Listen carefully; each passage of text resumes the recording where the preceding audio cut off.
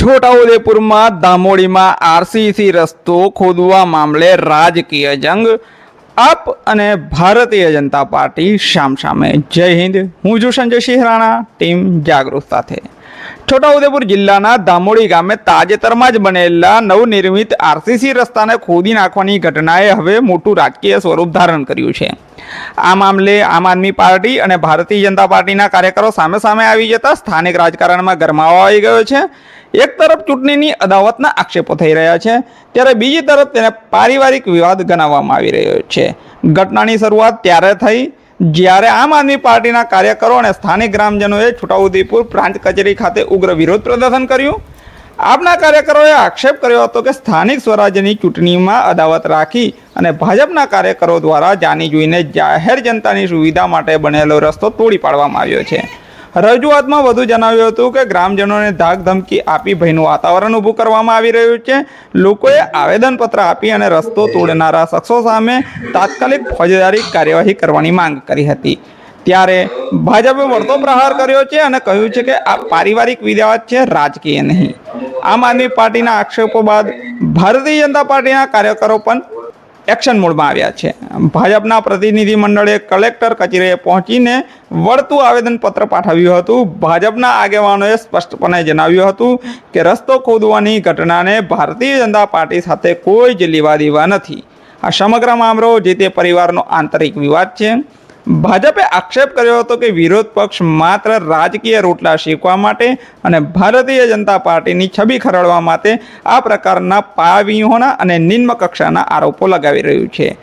એક તરફ ગ્રામજનો હાલાકીનો સામનો કરી રહ્યા છે અને બીજી તરફ બંને મુખ્ય પક્ષો આક્ષેપ અને પ્રતિ આક્ષેપમાં વ્યસ્ત છે। ત્યારે હવે તંત્ર આ મામલે શું તપાસ કરે છે, રસ્તો તોડનારા સામે કઈ કલમો હેઠળ ગુનો નોંધાય છે તે જોવું રહ્યું। શું આ ખરેખર ચૂંટણીની અદાવત છે કે પછી અંગત વિવાદમાં રાજકારણ ભળ્યું છે, એ તપાસ બાદ જ સ્પષ્ટ થશે।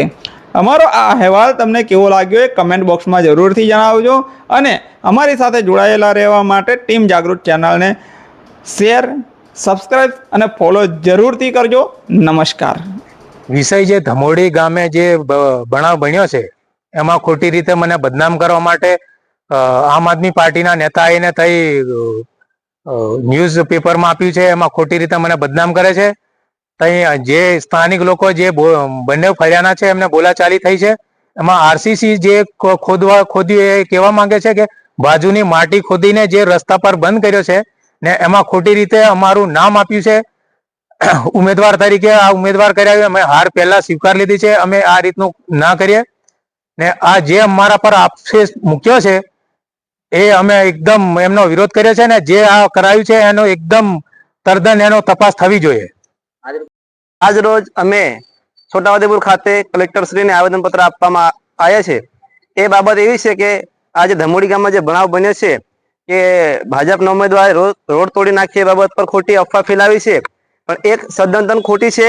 એમાં હકીકત એ વાતની છે કે જે ફળિયાનો પારિવારિક પ્રશ્ન છે, કુટુંબનો ઝઘડો છે, એ બે ઘરના ઝઘડા વચ્ચે આપણા ઉમેદવારને બદનામ કરવામાં આવી રહ્યા છે અને એ રસ્તો તોડ્યો કે નહીં તોડ્યો એ સઘન તપાસ કરી છે।